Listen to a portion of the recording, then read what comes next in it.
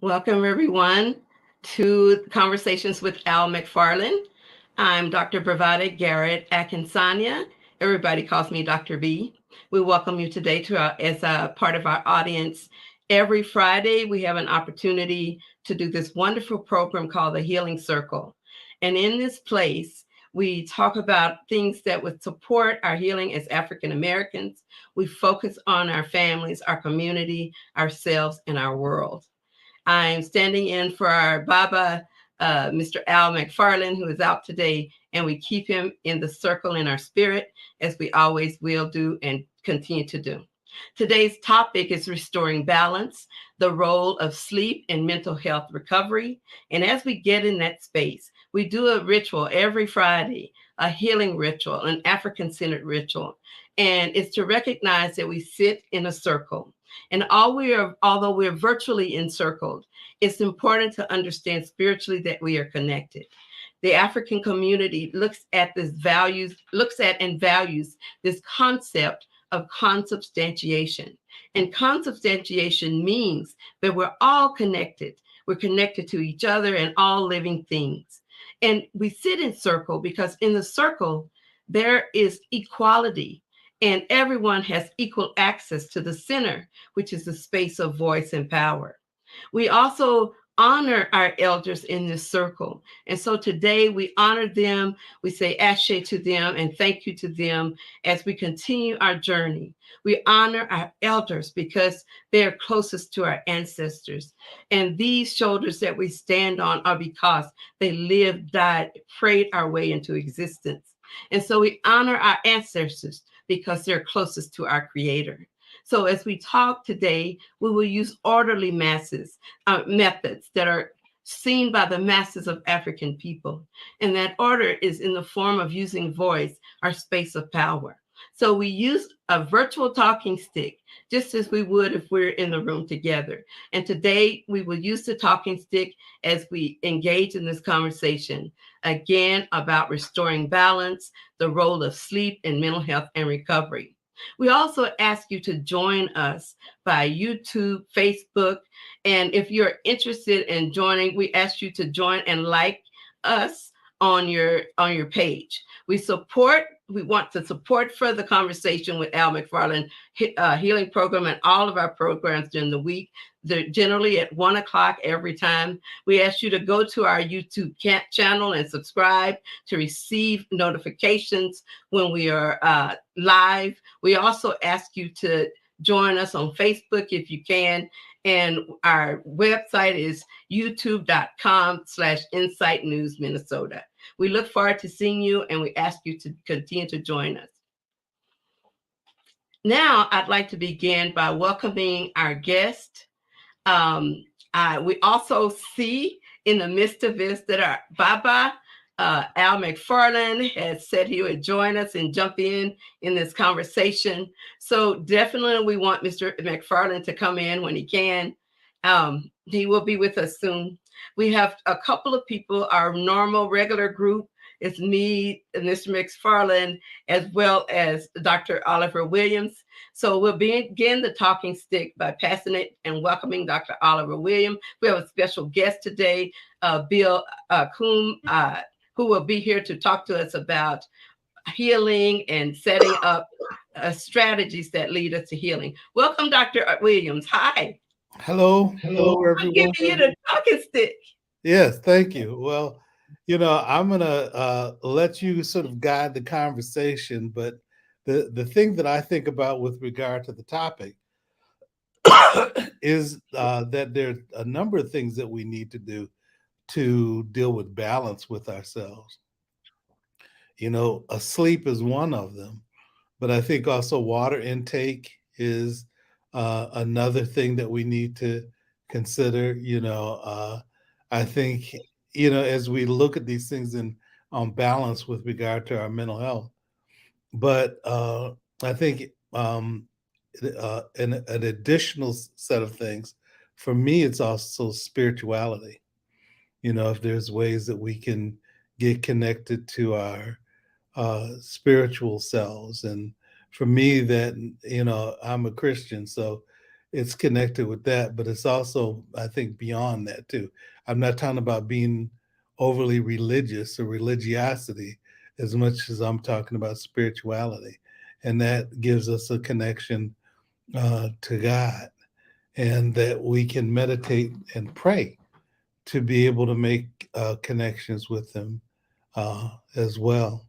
So I think that the issue on balance is nutrition, it's sleep, it's water intake, and it's spirituality. And that's not exhaustive. I'm just mentioning some things that I think are important to me.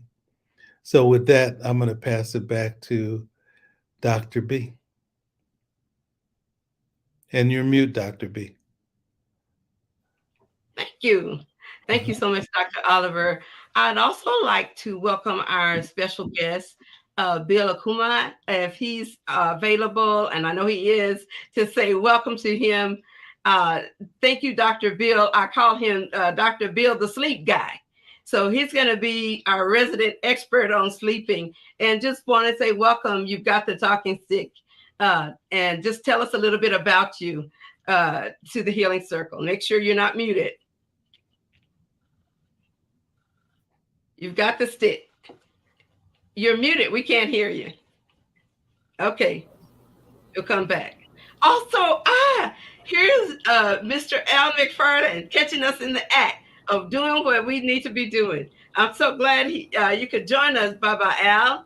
I would love to hear your comments on our ensuing discussion on sleep, and I will pass the talking sticks to you. Well, thank you, Dr. B, and thank you, Dr. Williams, and good to meet you, Dr. Bill Akuma. Thank all of you. Obviously, the topic is a critical and important one. I had a neighbor, was a neighbor of mine, asked me yesterday about using his sleep apnea machine. I suffer from sleep apnea. I have from years and years. And I told him, this is another businessman, that for years and years, I slept up and down every street in Minnesota.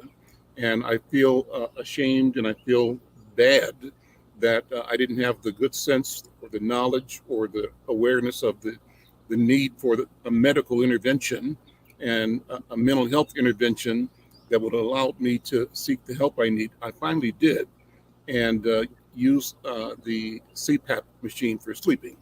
And that has changed my life. Number one, I know that I get good sleep. I wasn't getting it before. I understand the importance and the value of the physical act of sleeping and the importance that is on your mind and your body. And then looking back, I feel guilty or bad that I ignored the condition that I was operating under and with, and trying to rationalize and say, oh, I can do it because I'm Superman, right? And then Dr. B, Dr. Williams, I'll even say this was an example of wrong-headed thinking, right? Mm-hmm. First of all, I'm the kind of person that wants to work about 25 hours a day. It's number one. Number one, that's my orientation, and that's my first step to just being ineffective and not smart as a human being. And so doing that asleep is difficult, and it's actually irresponsible. But part of my irresponsible nature was to say that, oh, CPAP, this really works. And maybe instead of getting 8 hours of sleep, good sleep, I could probably get 8 hours of sleep in 2 hours. And that would allow me more time to work. And so that's another example of wrong-headed thinking. I'm learning it now late in my life. But I'm glad to be able to say it and confess it, because I don't know who else is looking at the world this way. And my testimony right now is that, boy, I wish I knew then just how precious and valuable and how important, real, intentional, restful, necessary sleep is. I'll start with that. Let me say one more thing too. Just on a note, I was late coming on, Dr. B, and you can tell me if we should have this conversation or not, but I feel like sharing it. And that is that my mom made transition yesterday and is now an ancestor. So I'm with my brothers and sisters here going through the process of making arrangements, but also reflecting, considering, see who reviewing who we've been to each other and reflecting on who we are going to be to each other and to the world. So that's what's on my plate at the moment, and I think that at some point in time, that also factors into the whole conversation about mental health, and sleep underlies all that as well. So with that, I'll just pass the talking stick back to you, Dr. B and Dr. Williamson. Thank you for listening. Number one, thank you for allowing me the chance to share my experience, my thoughts, and my concerns right now. I appreciate that, Brother Al, and I know I speak for all of us, and I don't have to because Brother Oliver's here, but I express my condolences. I do know that you told us that your mom was 94 when she 97. turned 97. 97. Oh, get out of here. Ooh. So she did a fair amount of changing and growing and teaching. And I believe I told you the other day that in the Yoruba tribe, they have a saying that when you lose an elder, a library burns. And so what I think about someone like your mother that I didn't get to know except through you is that her library will never burn because she left volumes of books and chapters and stories. It's apparently in every life she touched because you're just full of them. And so I know that as we honor her in the Yoruba tribe, we usually pour water for libation. And if with your permission today, I'd like to pour water in honor of her as a libation. And as we pour the water, the appropriate thing to say, and we ask our audience to join us in the space where you are, to celebrate her spirit, because she is now transitioned from having boundaries of space and time, where now she's everywhere and she can be everywhere and she's free. And that's the ultimate part. I learned in the Yoruba tribe that they didn't even say the word funeral. They say it's rite of passage. Rite of passage to the final goal of life. So we celebrate a 97-year-old vessel of love and learning. And you'll have to call her name for us because we don't know it. But when we hear it, as I pour this water, the Yoruba belief, when you say that name, that all the spirit she gave and imparted to you comes immediately to you and those around you. So we want to honor her. And when we hear her name, we will say Ashe with you, brother. As the water pours, we pour this mud in honor of your mother. And her name is? Her name is Queen Mother Maxine Sykes McFarlane. Ashe. Queen. Ashe. Thank you, brother, for bringing it to the circle today. Now, we are talking about the issues around sleep deprivation, what it means to have balance in our lives. And just think of it, as we come into the world, majority of the time we spend, is sleeping. Because sleeping helps us grow, helps us heal, helps us recover. And if there's one thing I've learned as a clinical psychologist is that many areas of mental illness are triggered by a lack of sleep. Can you believe it? People will go into a manic state if they have a lack of sleep. And it's not the other way around all the time. People will experience depression with a lack of sleep. They'll experience anxiety with a lack of sleep. And just think about the fact that when we do this, when we pull ourselves up from that lack of sleep and get balance, we are nicer to ourselves and to others. And we literally even lose more weight if we're trying to when we get sleep. So I'd like to see if we can bring Dr. Akuma in, our local expert, the sleep guy, Brother Bill Akuma. I give you. Thank you very, very kindly, Dr. Bravada, for that nice welcome.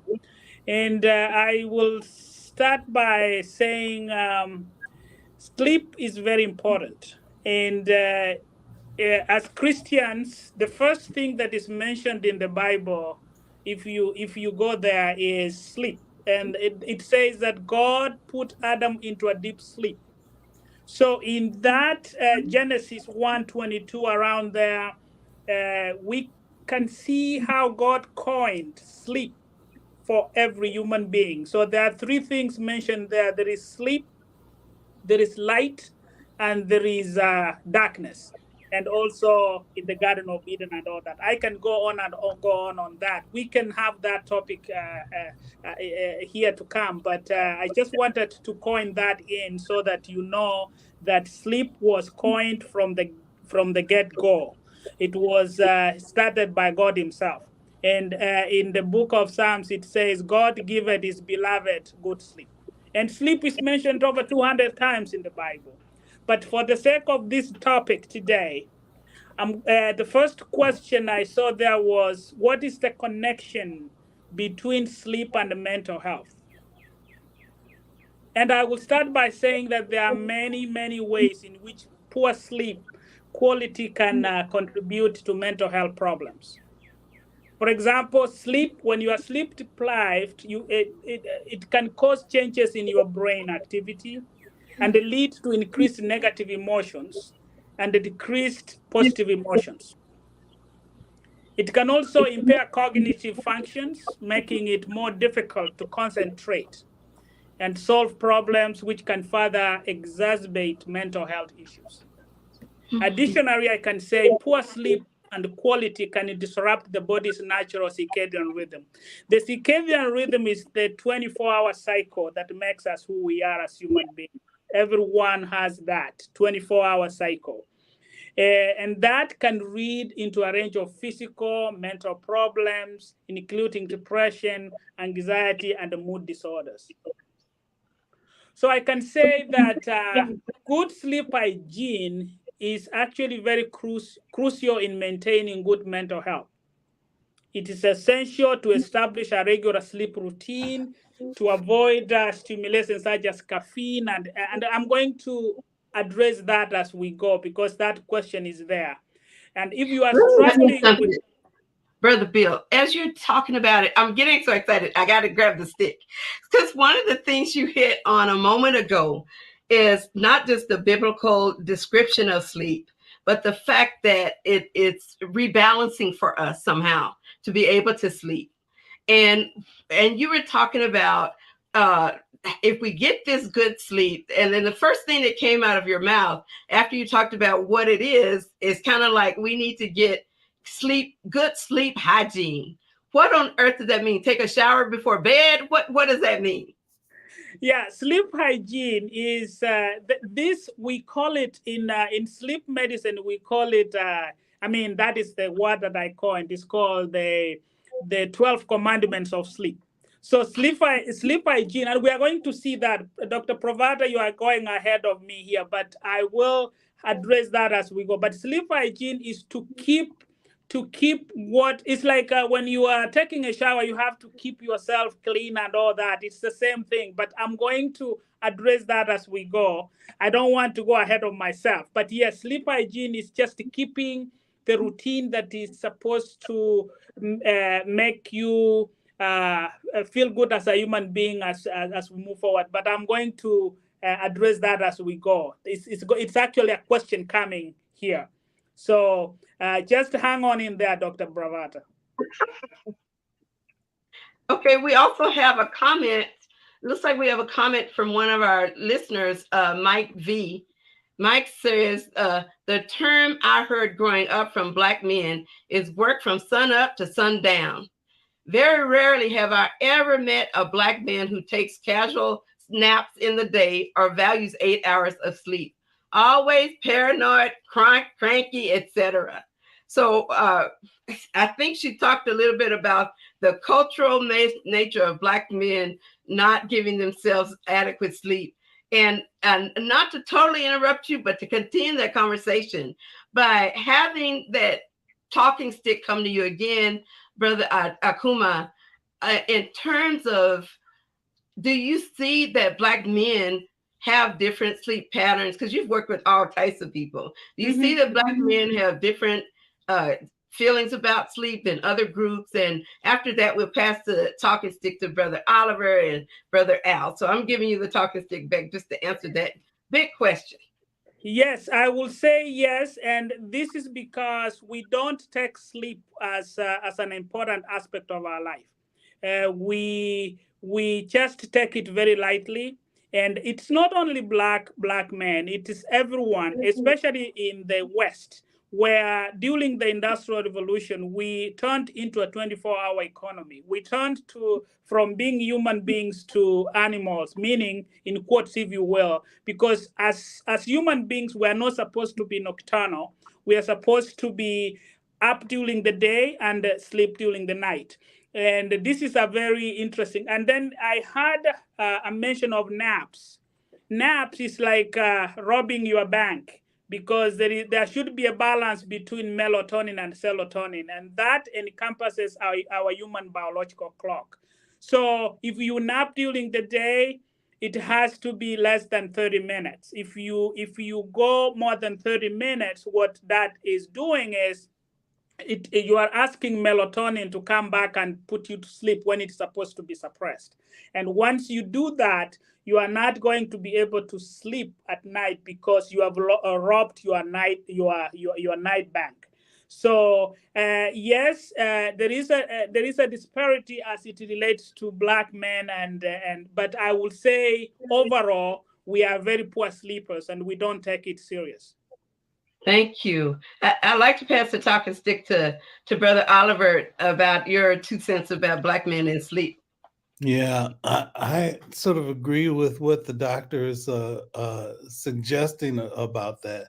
And as Brother Al was talking about sleep apnea, I have got sleep apnea, and Sonia's got sleep apnea, as well. And they do link sleep apnea to a number of things, including heart problems.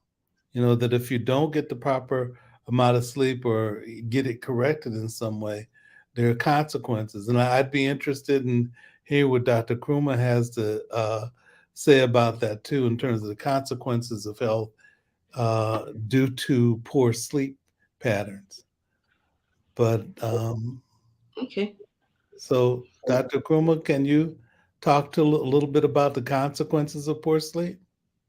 Yes, and that is the 50 question in that order. There is the first one was some factors that influence sleep, but I can jump into that and say some of those. It will be number one, you are susceptible to having type 2 diabetes. There is an increase of gaining weight because of lack of sleep, and there's also things like cardiovascular problems, heart diseases, and all that. And also, you can't be going to the gym day in, day out. If you are not sleeping well, it's going to be very difficult for you to lose any of those or any of the weight. Because, and the reason is the gaining weight comes because of one thing.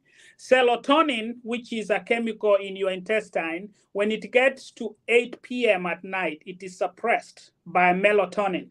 So if you are not sleeping, it means that your body is asking you to eat so that you can have something to do, or you become so thirsty at night. And the moment you eat, because serotonin is not there to help you digest the food, you become spongy. You gain weight without gaining weight, if you will.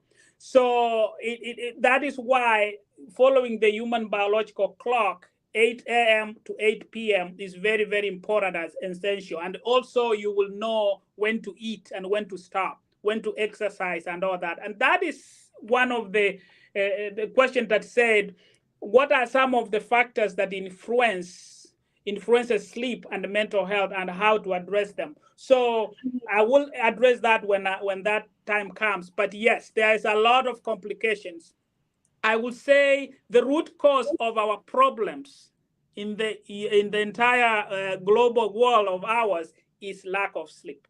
I will say that very, very, very straight up, because you can die if you don't sleep for 40 days and 40 nights, but you can survive if you just drink water for 40 days and 40 nights. That is how important sleep is. Thank you.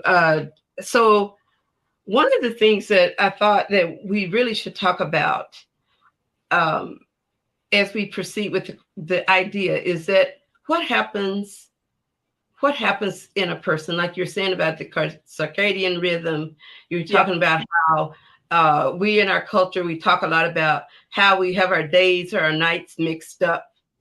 And so as we were talking earlier, I really wanted to understand a little better about what about people who, for example, work at night? How can they have healthy sleep? Or those of us who have to do research and burn the late night oils, how do you see those factors as being able to be healthy if you're doing shift work, for example? I will. That's a very good question, Dr. Bravada. I like that question because I get it all the time. So, and how they put it is, so it means that we should stop working nights? No. But now that brings you to the sleep hygiene. So if you follow your routine, for example, make your night, if you are working a night shift, make your night to be day and your day to be night. When I did research with the Department of Health and some nursing homes here, Presbyterian homes and Shalom homes and all that, we changed the break rooms for employees. We put sunlight, natural sunlight bulbs in the break room so that it tells your body that this, because it secretes serotonin during the night. So when you get home, instead of getting from work to go to cup food, to go do all these things, you get home, you treat your day as night. So you get home, you make your room dark, you eat whatever you are supposed, and then you go sleep for the hours that you are. So it has to be the other way around. What has happened here is you work a night shift, you go home, you start your work again. So by the time you sleep, it's 2 p.m. And the 2 p.m., according to the human biological clock, that is the best coordinated time. That is not the time you are supposed to sleep. So if you're working a night shift, your routine has to be the same like somebody who never went to work. But we have just changed it in a way that it is mixed up. Even our body is asking us, what is really happening? So that has confused our circadian rhythm. And that is why I tell people, like when you travel from here to the east or to the west, for that matter, for other countries, there is the sun takes 72 hours to set back your circadian rhythm to mirror out the country that you have gone to. So it's the same thing. So when you work a night shift, you have to follow the 12 commandments of sleep, which I'm not going to say right now, but we can in another topic. So you have to follow that. You go to bed the same time, wake up the same time. But if you leave work and then during your break time at night, as I said, you put natural sunlight, and then when you get home, this is not the time to start going to the computer because the blue light suppresses your melatonin level. This is not the time you are catching up with the emails and you are working the whole night. So that if you follow that routine, I think your body would learn, and then once it learns, then you become a night owl, and another one is somebody that works the day. So, and that is what is happening. But then other people are doing night this week. Next week they are doing days. The other week they are doing night. They are actually our biological clock is messed up because we don't have a routine. So I would like to pass the mic to Dr. Oliver to see if he could come in about how he's seen that in the work, in your work, especially with families, especially those who may be experiencing trauma in their families and community violence and things like that. What do you see in terms of the impact of their days and nights? Among the things that I see is the fact that people's schedules and routines are disrupted. And in terms of the way they interact, but it has something to deal with not only sleeping patterns, but also dietary actions as well, that they're not, that the patterns in terms of eating and sleeping and what they eat is influenced and is broken up in ways that may not be the most healthy. And I'm not so sure people pay attention to it. And so those are things that I think are challenging. Is how do you end up getting those things on balance, even with the people who are trainers. You know, he has some trainers that I had this one brother who was a trainer that I'd go to for exercise. And the thing that was wonderful about him is that he knew what exercises to tell you to do. And what was also good about it was the fact that I didn't have to worry about what I was supposed to do, because he would tell me and I would just do it. But the challenge with it is, was there other things that he could do with me in balance? Like talk to me about nutrition, and talk to me about sleep patterns, and talk to me about things that would assist me in terms of dealing with issues associated with balance. And sometimes we're one prong in terms of the things that we do. So, and which is an interesting thing, you know, Dr. B, it would be interesting to have a conversation with, you know, when we work with people, what things do we work with them about? Do we talk to them only about issues and challenges that they're dealing with, or do we get a chance to talk to them about a balance of additional things? That being said, uh, I wanted to ask Dr. Akuma about narcolepsy. I had a person who was a chair of my dissertation committee who was wonderful, and she was extremely productive, but she would take little naps. And we would be at a meeting, and she would I mean, she was in everything in the state of Pennsylvania, and quite respected across the United States for the things that she worked on. But when narcolepsy hit, she was out. And you would think that she wouldn't pick up on things when it was clear that she was in a deep sleep.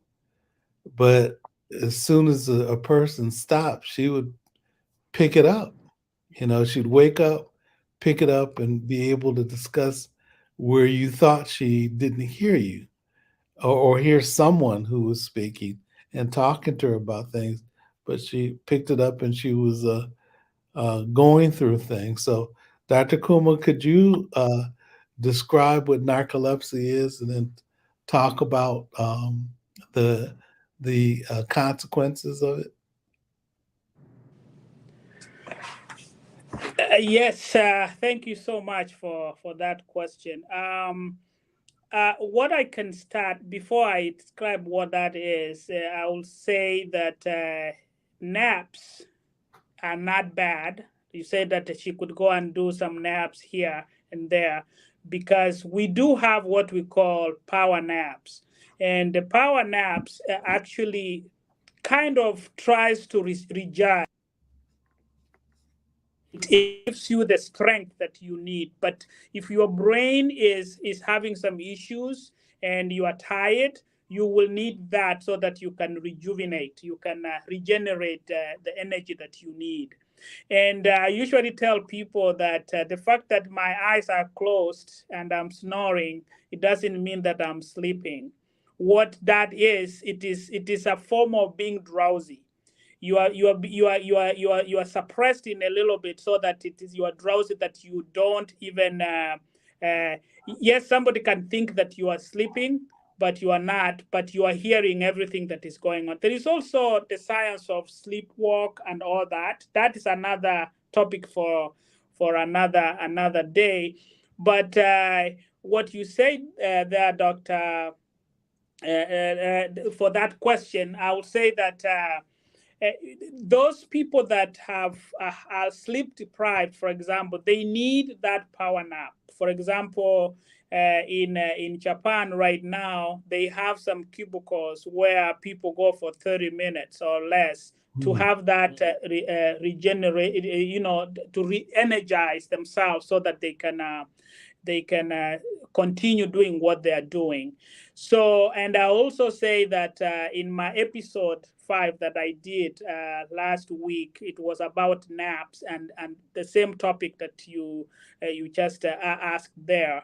And maybe I will ask people to go there and look and listen to it. A UPL cast, UPL cast on the YouTube, so you can see that. So for that person that you said, it is actually more to that I don't know if I'll be able to explain it in this forum right now, because I don't want to confuse the viewers, but I just want to put it on a general note that naps can be good, and if they are done in the right way. And for her, for the person there, I think they need it because the brain needs to recharge and regenerate. It's because there is what we call anabolism and catabolism, meaning there is a way of us breaking the toxins that we have in the head, and the nap helps in doing that. I have a question too, Brother Akuma, and my question's about something I've heard since we've got you here. It's rare that you get a chance to talk to a sleep expert. So I want to bring this one up. In our culture, there's a thing called, people call it a witch on your chest or something like that, where people, when they're either falling asleep or asleep, I don't know when it happens, if they're falling or getting up, but they feel like they have sleep paralysis, like they literally cannot move. And they want to get up, they can't. And they feel like something's holding them down. And in the South, we used to call it a witch is on your chest. So yep. Have you ever heard of that? Or what is that really that's happening? I have. I mean, I used to hear it and I was taking it in a very light way. But as Maya Angelou will say, I did then what I did based on what I knew then. When I know better, I do better. So I have come to realize, as I'm doing this topic of sleep for many years, I've come to realize that there is, because of the stages of sleep. And when you see, I've had people say that I sleep so well, when I hit the pillow, I am done, or I'm gone, or I start sleeping right away. That is a problem. You are not supposed to hit the pillow, and that means you are sleep deprived. And for that drowsiness, it is called drowsiness. Actually, it takes 15 minutes between melatonin and serotonin to suppress each other. So for that question, Dr. Bravada, that you ask, it is encompasses the stages of sleep. We have 5 stages of sleep and REM. So it is stage 1, stage 2, and REM, and it goes 5 times a night.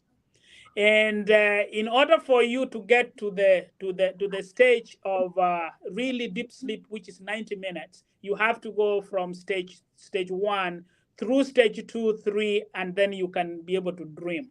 So what you said there is something that is related to sleep. That means that person is actually sleep deprived, but they will need something to induce it. They will need another inducement of melatonin, so that they can so they get drowsy like somebody who's drunk, and then all of a sudden they're back to where it is. It could be a condition, it could be who they are, but it is a sign of being sleep deprived. Well, why did they feel like they can't get up? That's what I'm trying to understand.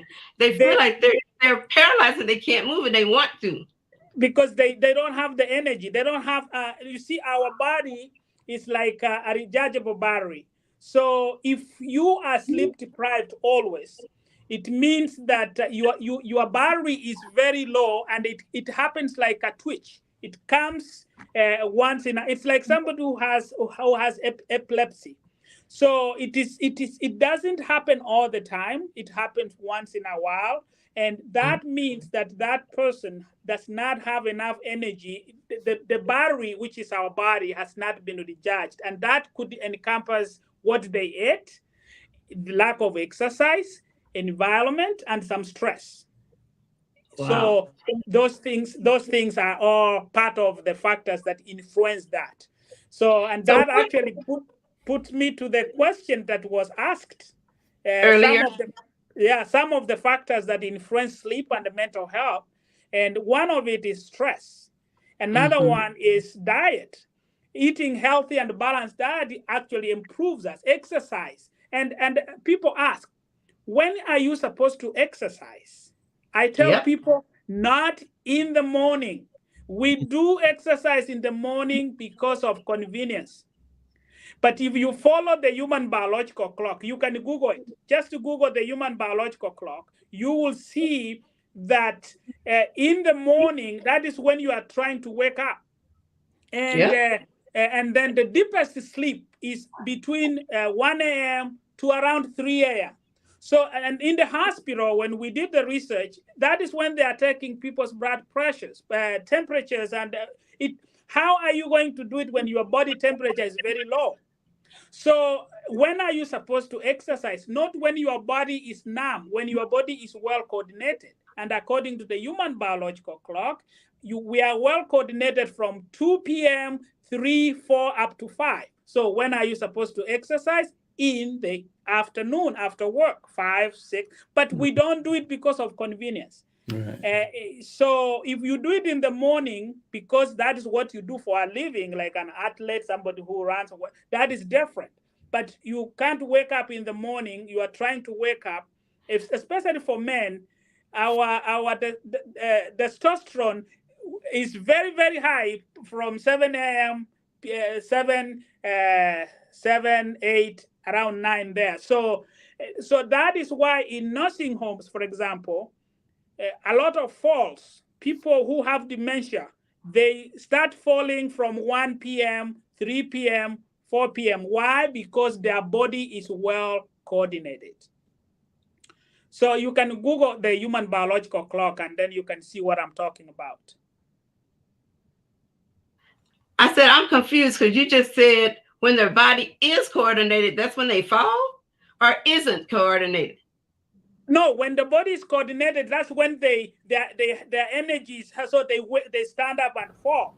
That is why they don't fall in around 8, 9, 10. That is they're waking up. The body is still not energized. But at 1 p.m., 3 p.m., that is the research that we did. And we were asking ourselves, why is it that these people, there's a spike of falls from 1 p.m., 2 p.m., 3 p.m., 4 p.m. We came to find out it's because of the human biological clock, and that is when we are well coordinated. Well, I call that getting jiggy with it. When they get older and they feel like they can move, they're getting jiggy with it. And then you get carried away, and then next thing you know, boom, there you go. Yes. Really, I know, I believe you. That makes sense to me now. But I'm really upset hearing that me getting up in the morning early, I feel so, proud of myself when I get up early and exercise. And it seems like when I do it early in the morning, I don't eat as much. I go through the day happier. So what kind of brain chemicals happen in your brain if you do exercise, whether it's morning or afternoon? Does that influence your attitude in the day? It does, because you are because you are just waking up and you are making your body to relax. For example, when I remember I was in Los Angeles, and then somebody asked me, what is it that I'm supposed to eat during the morning, or what is it that I'm supposed to eat so that I can be able to have a good sleep? And I said, the best sleeping pill is a banana. It's a banana. And the people were like, no way, I eat a banana in the morning. I said, yes, it is. Maya Angelou, that's why Maya Angelou said we did then what we did. We knew then. When we know better, we do better. So a banana has potassium in it. It makes you drowsy. So it is a good sleeping snack. Now, in the morning, you are waking up, and of course you are eating some proteins and all that. But in the morning, your body is still really trying to rejuvenate. It's trying to get up, especially if you went through the if you did 8 hours of sleep, and that is interrupted and uninterrupted sleep. Because remember, the 5 stages of sleep goes 5 times a night: stage 1, stage 2, stage 3 REM, stage 1, stage 2, stage 3 REM, stage 1, and it goes on. And each of those steps, we are supposed to dream. And we can talk about the science of dream. That's another topic. But we dream every blessed night. Now, when you wake up in the morning refreshed, it means that out of those 5 stages, there are some 5 rounds of sleep. There are some rounds that were very good, where you feel refreshed, because that's the only way we remove our toxins. So you wake up refreshed. So I wonder if Brother Al has a question. I'll pass the talking stick to him. He's a great conversationalist. I'm sure he's beaming with questions. So, Great. Brother Al, where's the talking stick? Thank you. This is such a fascinating interview and conversation, Dr. Akuma. Thank you so much, because you're shattering all of my preconceptions. As you said, as Dr. Angelo said, when you know better, you can do better, right? Because I'm like Dr. B. I have, tell you, my calendar every day has a 6 o'clock workout in the gym. So whether I make it or not is another question. But the intent is that when I get up at 5:30 or so and do my first things, then I go out to my garage, or I've got a little gym, and start working out. And I've been moving into that recently. This is my strategy for coming out of COVID and getting back active again. But now I've got to do a reconsideration, a reevaluation based on what you're saying, because maybe there's a way I should reorganize when and how I do that workout. And I'd love to learn more about that from you. So thank you for sharing that. Second thing is that, one of the viewers here had a great comment. Let's put that up. Antoinette Wiggins said she's new to the channel. Great topic. She loves power naps. Helps her physical and spiritual movements along through the day. And when she takes naps around others, she can hear them talking and wake right up when they mention my name. So that's interesting. Let me comment on that. She calls it her senior nap. Well, and the other question I was going to talk about was the one you raised earlier, Dr. B, and that is about people waking out of sleep but not able to move. I've experienced, as you were saying that, I said that reminds me, because I've been, wanting to get up, and for the life of me, it would take me a minute or some time before I could, I'm feeling a sense of struggling, but the body is not responding, but it's struggle. It's almost like a life and death struggle. And Dr. Akuma, you're saying that's another sign of sleep deprivation. So what do we do about that? How do we come to understand that and know it and figure out how we change that? I wanted to acknowledge Ms. Antoinette for that comment that she made, and thank you for joining the channel and checking us out, dear sister. But Dr. Bill, I'm gonna hand it back to you. So the good news with sleep, with your biological clock and the circadian rhythm, you can turn it around. It's actually a good thing, and it makes us feel good, because it is something that you can work on. You don't need no medication for sleep. I will say that, and I will say it again. You need your natural melatonin to be able to sleep. So so how do you turn things around? How do you, by following? I think I have, like, maybe I can send it, Dr. Pravara, things that you are supposed to do in order for you to improve your sleep. And some of them is actually the question that is, I don't know, question number 5. Some practical tips and strategies for improving sleep quality. Number 1, you have to stick and be consistent in your sleep schedule. Try to go to bed at the same time every night and wake up at the same time every morning. even on weekends. Some people say, oh, this weekend I'm going to sleep in. And I have to tell the viewers today that if you lose sleep, you are not going to gain it back. You are not going to say, now, yesterday I did not sleep because today I'm going to sleep like 3-4 more hours so that I can gain what I lost. No. But you have to be, if your routine is waking up at 7 every day, holiday and all that, that is the time you do it.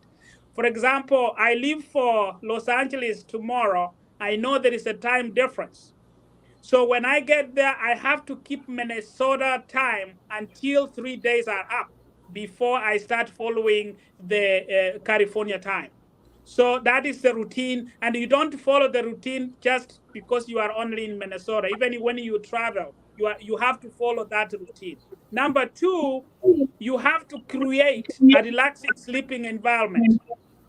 Make sure your bedroom is cool, dark, and quiet. Use comfortable beddings. How many of us have invested in the best pillow? And those kind of sleeping environment helps us to have that solid and non-fragmented sleep. Avoid stimulants. I know we like coffee, we love it, it's okay, but you remember caffeine stays in our body for 12 hours. So you have to stop drinking that caffeine, and that encompasses everything and that is nicotine, alcohol, especially before bedtime. So we have to try to taper them. Even the liquids, the fruits that you drink, you don't drink so much water because our bladder will ask you to go and empty it. And have you ever asked yourself why it is the stop areas when you are driving from Minneapolis or from wherever you are to Chicago, for example, those stop areas were put there every 2 hours because our bladder can only handle whatever we have in there, input and output, for only 2 hours. That is why the stop areas are every 2 hours. That is for you to know. Another thing that we are supposed to do is to limit the screen time. Your bedroom is not a place where you put your iPad and your phone and you are scrolling all night, because blue light suppresses your melatonin level, and melatonin is the only hormone that can put you to sleep. So avoid using electronic devices such as smartphones, tablets, and laptops before 2 hours before bed. And then exercise regularly. You exercise regularly and to improve your quality of sleep. Let me move fast. Also, practice things like meditation, deep breathing, and progressive muscle relaxation, and which can help also. Avoid large meals close to bedtime. Eating a heavy meal before bed can interfere with your sleep. And you also have to keep like a sleep diary, if you will. And it's about 50 things that you are supposed to do. I'm just gonna do those for today. It's not even up to 12 years, but improving sleep quality can have a significant impact on mental well-being. Poor sleep has been linked to a variety of mental problems, as I said, including depression, anxiety, and stress. So getting enough sleep can help everything. Thank you, brother. But it's quite obvious we will have to have you back on the show another time, because we didn't get to 20 and it's 50, and we all are struggling with sleep in this place. So I wanted to tell you, thank you so much for coming. I really, really have enjoyed this invigorating discussion about sleep and waking us up to stuff, literally waking us up to knowledge we didn't have. So I appreciate you coming. I also want to remind our viewers once again that they can like us on Facebook, look for us on YouTube. Make sure that you come in every week, subscribe, and be big. Hang with us, because we're going places with this wonderful podcast. And I also want to let you know that next week we will focus a lot on COVID, and especially long COVID with African Americans and the impact it has had on us. And we will be starting, thanks to Minnesota and our sponsors, Minnesota Department of Health.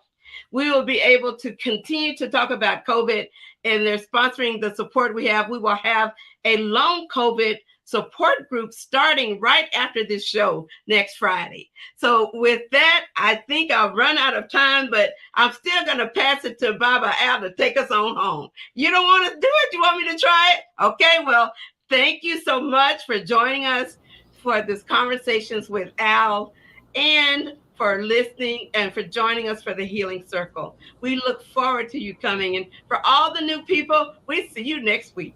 Thank you.